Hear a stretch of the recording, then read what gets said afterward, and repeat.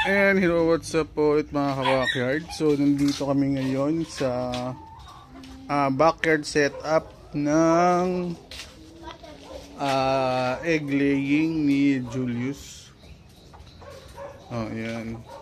So ilan to? 1, 2, 3, tatlong layer na apat na manok kada isang cage.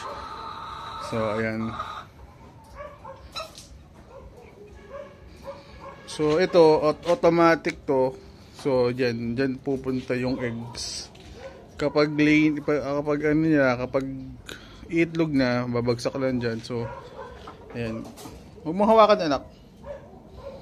Pinupulot lang yung mga itlog. Tapos ito na yung produce niya.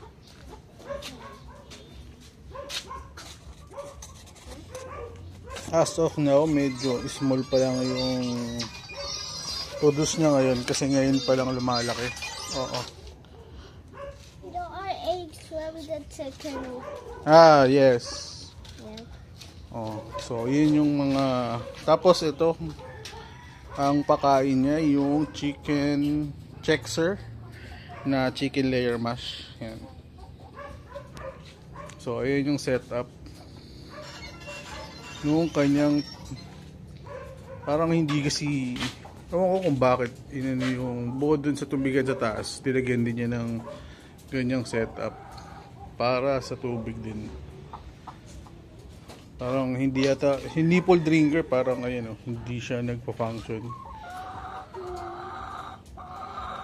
Or di ko, ayan. Tapos yung mga pupo ng manok, ayan, nakalagay dyan sa ano to? Ipa or yung pinag-anuhan ng niyog, yung sa pinag-grind, yung pulbos niya. So yan, napakainam na pataba. So ito dito wala ring tapon.